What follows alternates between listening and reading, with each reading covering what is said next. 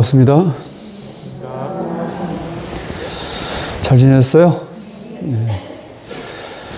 지난 본문에서 여러분들에게 바라보면 사라진다라고 하는 말씀을 드렸었는데, 어떤 고통이나 저림이나 또 가려움이나 이런 것들을 가만히 바라다 보면 그건 끝내 사라지고 없어져 간다라는 말씀을 드렸어요. 자, 오늘은 본격적인 본문에 앞서서 먼저 전제로 해야 될 게 있다. 그게 뭐냐? 어떤 통증이나 저림이나 가려움 이런 것 말고 몸이 어디 아파가지고 아파서 통증이 나는 거 있잖아요. 이 질병, 병이 난 것. 병이 난 거를 수행을 통해서 극복하려고 한다. 그러면 돼야 안 돼요? 왜 안 돼요? 병이 난 건 병원에 가서 치료를 해야 돼요. 알겠어요? 우리 선배 스님이 계셨는데, 그 선배 스님은 평상시에 참선 수행을 엄청나게 많이 하셨던 분이에요. 평생을 참선 수행을 해오셨던 분이야. 근데 당뇨에 걸렸어. 당뇨에 걸렸는데 병원을 가서 치료를 하라고, 요즘은 당뇨 약 이렇게 먹고 계속 관리하고 이렇게 살잖아요. 근데 병원에 가서 당뇨약을 먹고 치료하고 이렇게 해라라고 했는데 그걸 안 하셔. 안 해가지고 결국은 당뇨 합병증으로 다리가 이제 썩게 됐어. 여러분, 당뇨 합병증이 오면은 어디가 썩거나 아니면 이렇게 눈이 망가지거나 이런 게 오잖아요. 들어보셨죠? 그 이분한테 치료를 그렇게 하라고 했는데 무슨 소리 하냐고, 수행자가 무슨 병원에 가서 치료를 하느냐고, 내 수행력으로 이기겠다고 이렇게 해가지고 결국은 50대 중반에 그냥 가셨어. 그걸로. 몸이 아픈 거는 병원 가서 치료를 해야 돼요. 또 여러분 많이 들어보셨을 거야.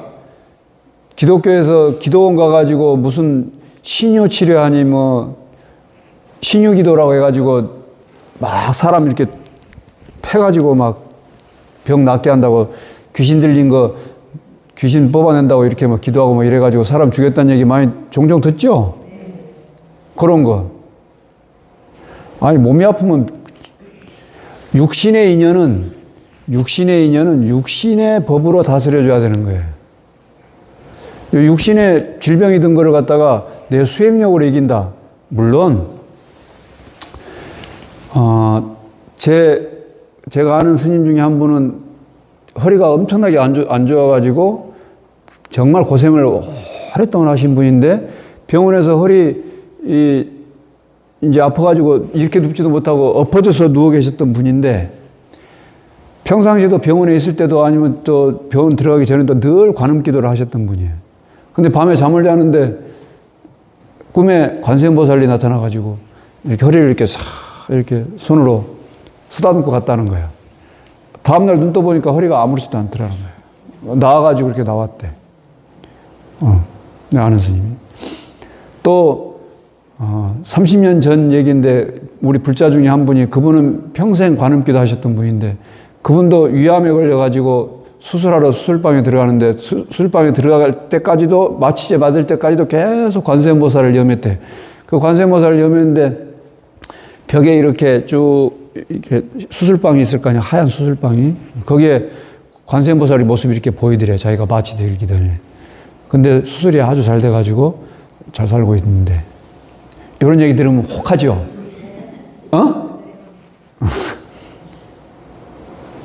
그렇게 몸이 아픈 거는 지금 두 사람 다 어디서 그런 거예요? 병원 가서 그런 거야, 아니? 물론 기도의 힘으로 마음이 흔들리거나 어떤 병에 걸렸어, 또 암에 걸렸어, 그러면 그 기도의 힘으로 마음이 불안하거나 공포심해졌거나 아니면 우울감해졌거나 세상 다 살았다고 이제 이런 마음이 들거나 아니면 누구를 원망하거나 이런 마음들이 안 생기지. 그 기도의 힘으로 그렇게 해서 병을 치료하는데 더 큰 시너지 효과를 얻을 수 있겠죠. 당연한 거 아니에요? 믿음이 강하고 의지가 강하니까 병을 치료하겠다는, 내가 반드시 낫겠다는 그런 굳건한 의지를 가지고 하다 보면은 당연히 더 효과가 있을 거 아니에요. 그런 거지. 숫제 그냥 몸의 인연은 몸의 인연대로 다스려줘야 되는데 그걸 마음의 인연으로 하려고 마음법으로 다스리려고 그러면은 그게 되겠냐고. 그러니까 지금 전제하는 얘기는 뭐냐. 내가 지난 법문 때도 했던 얘기, 되면 사라진다고 하는 거, 그 통증이나 저림이나 또 가려움이나 또 어떤 마음의 요동치는 이런 것들도 바라보면 사라진다는 것이 어떤 질병이 있어가지고 그런 건 아닌 것이다 라는 걸 먼저 얘기하는 거예요. 자, 우리가 이제 본격적으로 이제 수행을 하다 보면 말이에요. 공부를 하다 보면 마음 공부를 하라고 그렇게 얘기하잖아요. 마음 공부를 하다 보면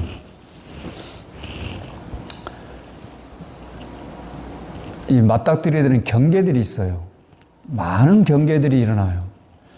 특히 그냥 우리가 일상사를 이렇게 생활을 해 나갈 때도 온갖 좋은 일, 싫은 일, 또 웃고 울고 하는 일들이 끊임없이 생기잖아. 좋고 싫고 하는 일들이 끊임없이 생기잖아요. 근데 공부를 하면, 수행을 하면 이런 일들이 더 선명해져. 왜 선명해지다는 표현을 쓰냐면 공부를 하다 보면 더 자세히 보기 때문에 이런 것들이 더 강하게 느껴져 와요. 평상시 그냥 공부 안 한 사람들은 좋고 싫고 이롭고 해롭고 웃고 울고 하는 이런 일들이 그냥 평상하게 막 흘러가 버리는 일들로 느껴지는데 공부를 하는 사람은 이런 것들을 낱낱이 보기 때문에 더 강하게, 그러니까 집중되어 있는 거지. 집중되어 있어. 뭔가 이렇게 줌으로 이렇게 쫙 당겨가지고 보고 있기 때문에 더 강하고 선명하게 느껴진다 이 말이야. 이해돼요? 마치 하얀 천에 점 하나 이렇게 딱 찍혀 있으면 그게 도드라져 보이는 것처럼 우리가 검정 옷을 입으면은 뭐가 묻었는지 안 묻었는지 잘 모르잖아요. 근데 하얀 천이 깨끗하고 하얀 그런 천에 점 하나가 있으면 아주 선명하게 도드라지는 것처럼 공부를 하면 그런 좋고 싫고 이런 상대적인 이런 경계들이 훨씬 선명하게 드러나. 그렇게 돼 있어. 그런데 지난주에 제가 비유를 들었던 게 마음에서 어떤 이게 좋고 싫고 또 웃고 울고 이롭고 해롭고 하는 이런 경계들이 막 일어날 때 가만히 내버려 두면 세수대에 물을 이렇게 막 흙탕물 젓던 것을 이 흙탕물이 안 일어나게 하려고 반대로 저으면 똑같이 또 흙탕물이 일어나니까 그냥 가만히 내버려 두면 흙탕물은 쓱 가라앉고 위에 맑은 물만 뜬다고 얘기했잖아요. 그런 것처럼 우리의 마음도 그렇게 온갖 일들이 경계들이 막 닫혀왔을 때 막 일어나. 그 일어날 때 그것들을 그냥 가만히 내버려 둬라. 가만히 내버려 두면 그런 것들이 자연히 사라져 간다라는 것을 말씀을 드렸어. 그러면서 non doing, 아무것도 하지 않는 것, 이게 가장 잘하는 거다. 아무것도 하지 않는 것, 이게 가장 잘하는 거예요. 그리고 이걸 무의행이다 그랬잖아. 무의행. 없을 무자, 할 이자, 뭘 하지 않는 것, 이게 가장 잘하는 거예요. 근데 꼭 뭔가 대응해가지고 뭔가를 하려고 그래. 자꾸 우리는 안 하면은 뭔가 허전함을 느껴. 이 허전함을 느끼는 게 뭐냐? 중생들의 업력 때문에 그런 거예요. 갖다 디립다 절을 한다든지 뭔가를 막 읽는다든지 뭘 자꾸 갖다 더 씌우려고 그래. 그갖다 뭘 하면 할수록 더욱더 해직거리는 거예요. 이렇게 물을 계속 돌리고 있는 거하고 같은 거라고. 가만히 둬라. 중국의 의사 중에 제일 유명한 의사가 화타라는 의사 있잖아요. 우리나라 의사 중에 제일 유명한 의사는 옛날에 허준이라는 의사가 있었지. 그 허준의 유이태라는 스승이 있었잖아요. 우리나라는 허준과 유이태가 있었고 중국에는 화타라는 의사가 있었고 서양에는 히포크라테스라는 의학의 스승이 있었죠. 이 사람들이 다 한결같이 하는 얘기가 뭐냐? 한결같이 하는 얘기가 병이 난 다음에 치료하는 거는 그거는 하수다. 뭐예요? 병이 나기 전에 치료하는 게 최고의 고수다. 이렇게 얘기해요. 병이 나기 전에 치료하는 것. 병이 나기 전에 어떻게 치료를 해? 병도 나지 않았는데. 결국은 병이 나지 않도록 만드는 게, 병이 나지 않도록 하는 게 최고의 의사라는 얘기죠. 뭐냐? 가만히 두는 거예요, 그냥. 아무 일 없도록, 아무것도 발생하지 않도록 하는 것. 이게 공부야. 근데 공부를 뭔가 해야 되는 것이냐, 뭔가를 해야 되는 것이냐 생각해. 이건 공부 아니에요. 헛짓거리 하는 거예요. 또 이렇게 헛짓거리다 그러면 또 선방에서 또 하루 종일 참선하고 있는 스님들 또 욕한다고 또 뭐라 하겠다 또. 자기가 뭘 하고 있는지를 알아야 돼. 한 걸음 여기서 지금 아무것도 하지 않는 무의, non-doing 에 한 걸음 더 들어가면 뭐냐? 해도 한 바가 없는 거예요. 뭔가를 열심히 하긴 하는데 끝내 한 바가 없는 걸 알아야 돼. 이게 무의행이에요. 여러분들이 마음 공부한다고 또 수행한다고 뭔가를 열심히 짓긴 짓는데 그 열심히 짓는 일들이 전혀 아무 일도 하지 않았다고 하는 것을 아는 것. 이게 공부의 거의 종착지예요.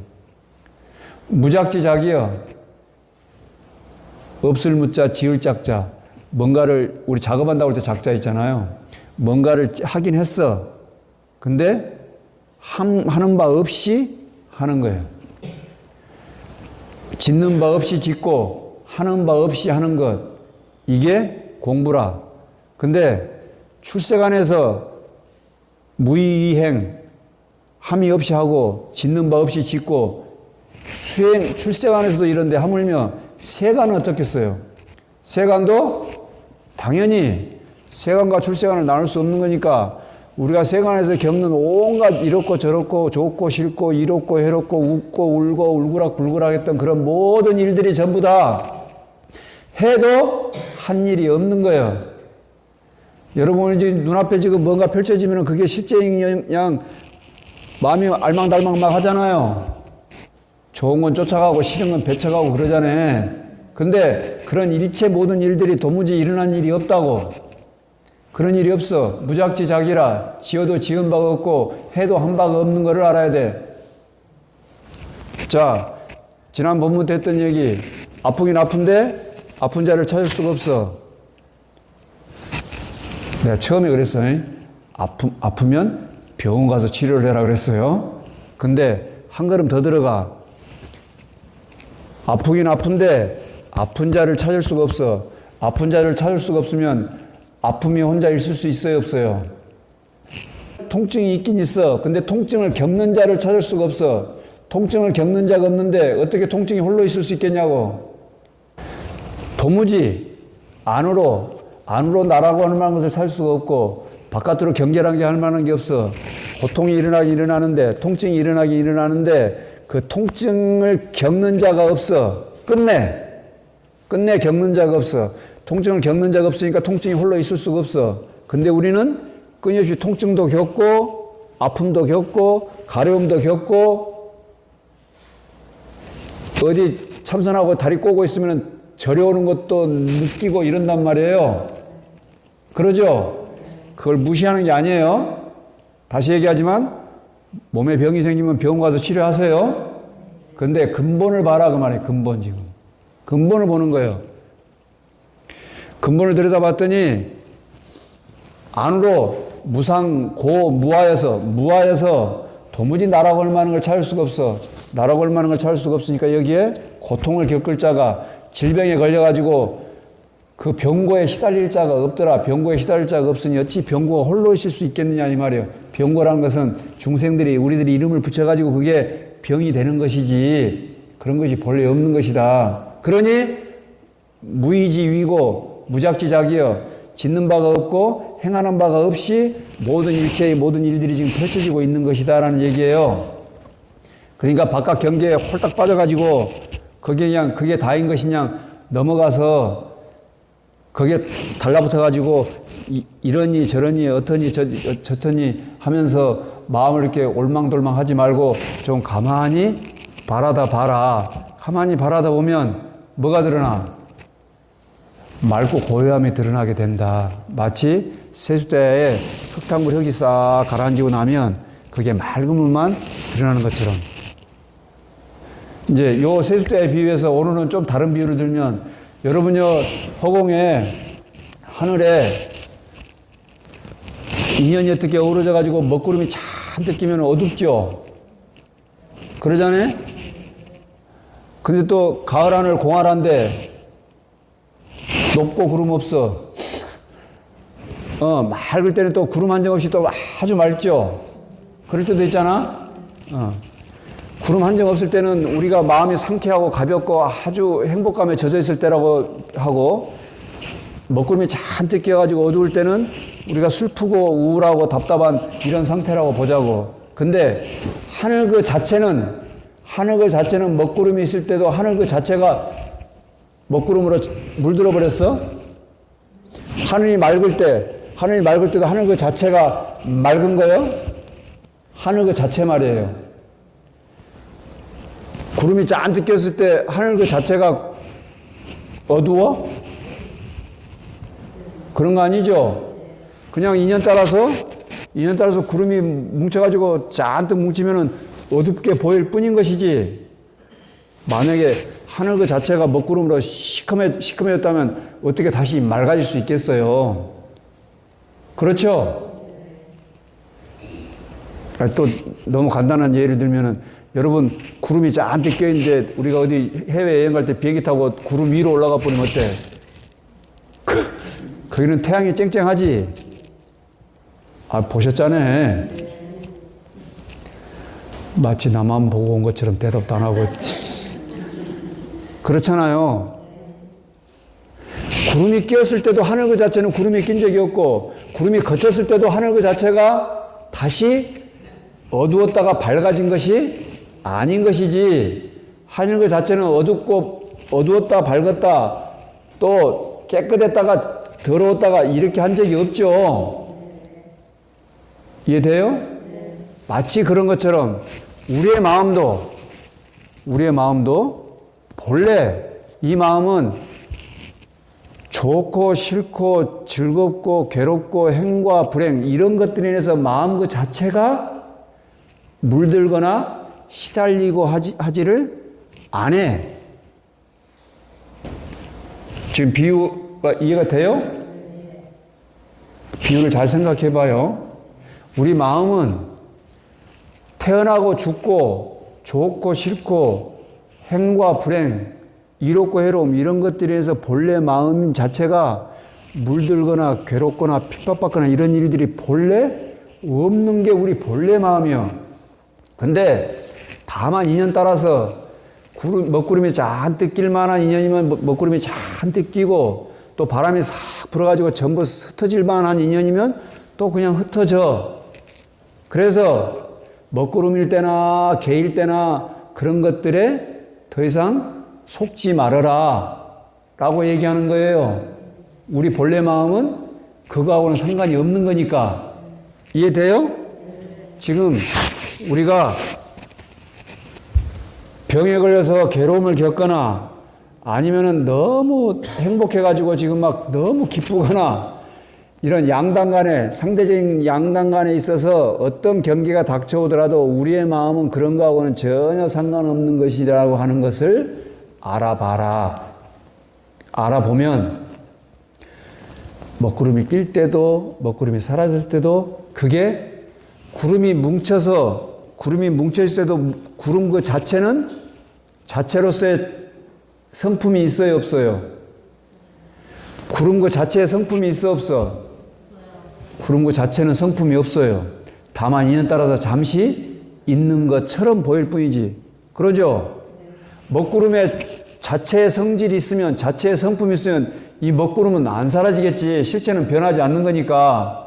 근데 바람이란 인연만 만나도 그냥 흩어져 버리잖아요. 아, 그래, 안 그래? 그러니까 구름 그 자체에는 체성이 없어.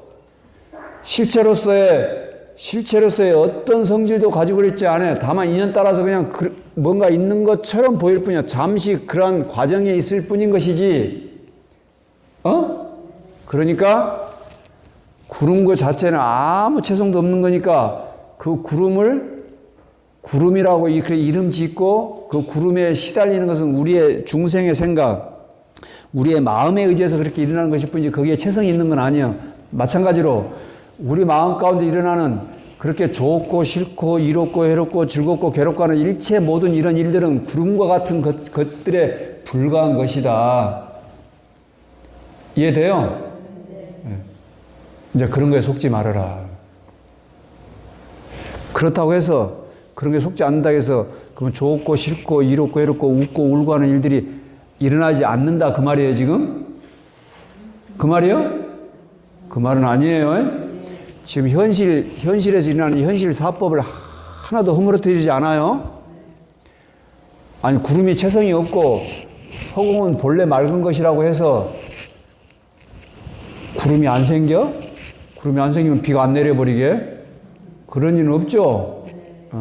인연 따라서 구름이 뭉쳐서 먹구름이 생겨서 비가 내리고 눈도 내리고 그렇게 해요.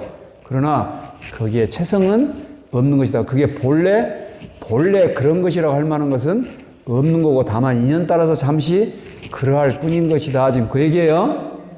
마찬가지로 우리의 삶도 우리가 이렇게 태어나서 지금 50년, 60년, 70년, 80년, 90년 이렇게 지금 살아가고 있는 것도 이것도 잠시 인연 따라서 지금 잠시 이렇게 하고 있을 뿐인 거예요. 우리가 산다는 것도 살면서 그 가운데서 펼쳐지는 온갖 일들, 그게 즐거움이 됐건 괴로움이 됐건 행복이 됐건 불행이 됐건 온갖 이렇고 저렇고 한 이 모든 경계들이 모든 일들이 전부 다 잠시 인연 따라서 그냥 그러할 뿐인 거예요. 그 그러할 뿐인 것을 가지고 거기다 대고 또 다시 이름 붙이고 판단하고 이렇게 하면서 괴롭거나 시달리지 마시라고. 우리는 본래 그런 존재가 아니라고요. 그 근본을 봐라. 홍과 같은 뭔가 지금 바깥 경계에서 엄청 괴로운 일이 있다 하더라도 그것은 실체로서 있는 게 아니야. 바깥에 실체로서 있는 게 아니고 안으로도 날아오는 실체가 없기 때문에 그렇게 괴로움을 겪고 힘든 과정을 가고 있는 그런 나라가 할 만한 것은 도무지 찾을 수가 없는 것이다. 그래서 이걸 알기 때문에 이런 진리를 알기 때문에 편안하게 고요한 자리에 머물 수 있는 것이다. 지금 편안하고 고요한 자리에 머문다고 해서 그에게 그럼 아무 일도 일어나지 않는다 이런 뜻이 아니에요. 온갖 일들이 일어나도 그에게는 일어나지 않은 것이다 이 말이에요. 그는 무작지 자김을 알아. 지음 없이 짓는 것인 줄 알아. 또 짓는데 그대로 지음이 없는 일인 줄도 그는 알고 있어. 그래서 그런 경계들에 인해서 눈에 보이고 귀에 들리고 하는 이런 바깥 경계들에 인해서 더 이상 이제 시달리거나 핍박받거나 괴로움을 겪는 이런 일들이 없는 것이다. 아시겠어요? 이게 이제 공부하는 대전제예요. 공부하는 대전제. 이런 걸 알고 공부를 해야지 안 그러면은 새 속에서 뭔가를 얻고 취하고 구하는 이런 방식으로 살아왔던 그 방식 그대로 불법도 부처를 구하고 진리를 구하고 깨달음을 구하고 이런 똑같은 그런 방식으로 구하면 절대 거기에 도달할 수가 없어요.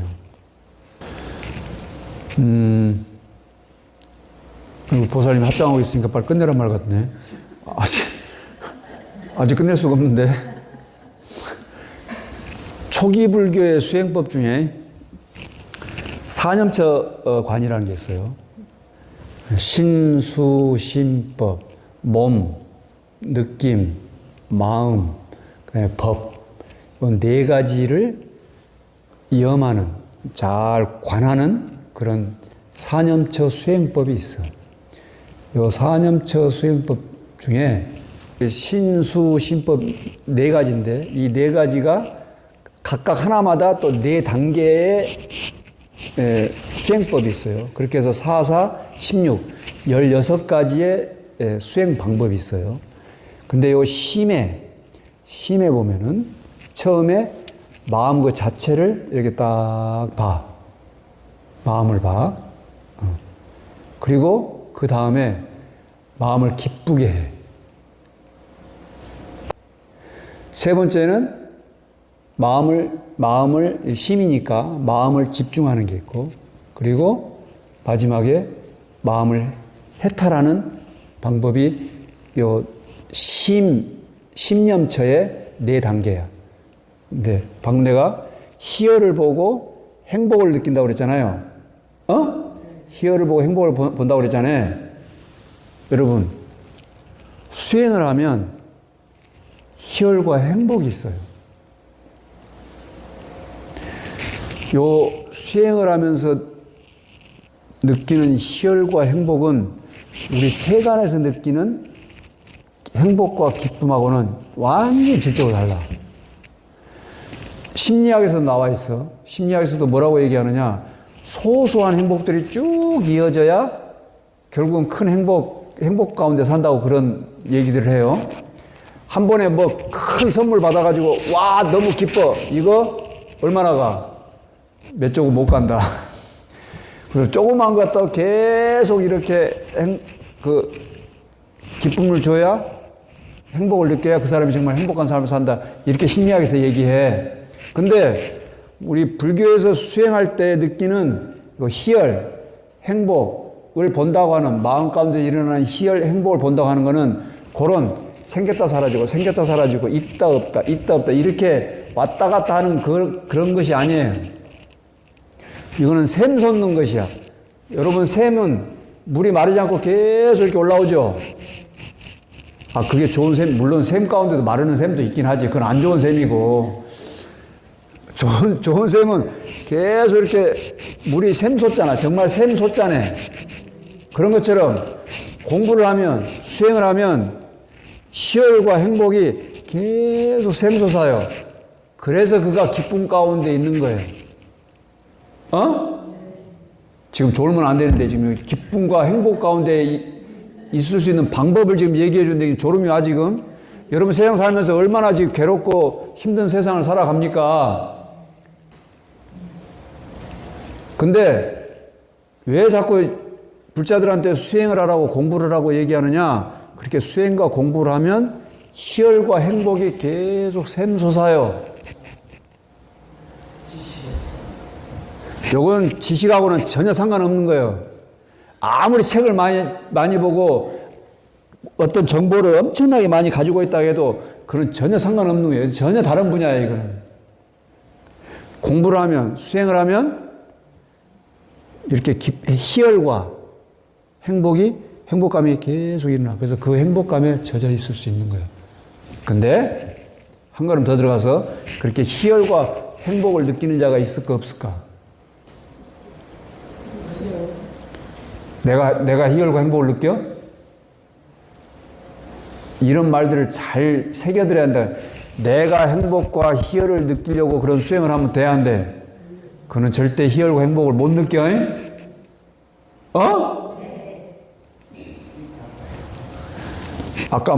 아까 하되 함이 없다고 그랬잖아요. 함이 없대 한다고 그랬고, 그렇게 희열과 행복을 느끼는데 희열과 행복을 느끼는 자가 없어. 근데 여전히 희열과 행복이 이렇게 샘솟아. 근데 그렇게 나는 희열과 행복을 느끼니까 좋다 하는 그런 주제자가 있어? 그런 놈은 곧 허물어지게 돼 있어. 왜 허물어져? 법을 어겼기 때문에 그래.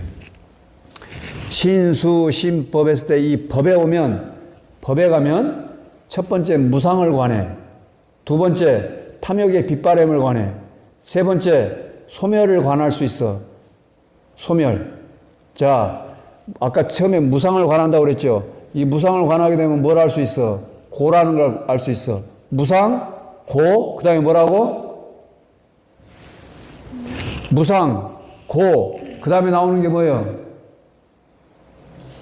야, 법문을 그렇게 했는데 아무도 대답을 안 해주네. 좀 도와줘봐. 무상, 고, 무아라고 그러잖아, 무아. 법념체에서 첫 번째 하는 게 무상을 관찰하는 거예요. 무상을 관찰하면 고가 드러나, 고를 관찰하면 뭐가 드러난다고 그랬어? 무아가 드러난다고 그랬죠? 무아가 드러나. 무아가 드러나는데 거기에 희열과 행복을 느끼는 놈이 있어요, 없어요? 그런 놈 없어요. 다만 인연 따라서 아까 얘기했잖아. 다만 인연 따라서 구름이 끼었다가 뭉게구름도 있다가 솜털구름도 있다가 새털구름도 있다가 먹구름도 있다가 이렇게 할 뿐인 것이요. 그 구름에 매달리지 말아라. 구름에 매달릴 일이 아니요. 법년체의 마지막은 뭐냐? 신수, 신법. 이 법년체의 첫 번째는 무상을 관하고 두 번째는 탐욕의 빗바람을 관하고 세 번째는 소멸을 관하고 네 번째는 마지막은 뭐냐? 모든 걸 다 놓아버림이라고 하는 게 있어. 다 놓아버리는 거예요. 짊어지고 갈 일이 아무것도 없는 거예요. 짊어질 놈도 없고 짊어질 것도 없다는 것을 그는 알아. 그래서 모든 걸 다 놓아버리는 거예요. 이게 놓아버림을 관하는 거예요. 그래야 법년체를 진리를 확실히 알았다 이래요. 여러분, 희열과 행복은 늘 샘솟을 수 있어요. 이걸 경험 안 해봤기 때문에 맨 바깥에서 눈에 보이고 귀에 들리는 것으로부터 기쁨을 찾고 행복을 찾으려고 계속 그러는데 바깥으로 내닫지 말고 안으로 공부하는 마음을 일으켜서 그 희열과 행복이 샘솟는 것을 경험하시고 그리고 끝끝내 그것을 짊어지고 갈 일이 없다는 것까지도 아는 그런 우리 불자들이 되기를 바라겠습니다. 여러분 일상이 늘 평안하고 안온하기를 축원드립니다.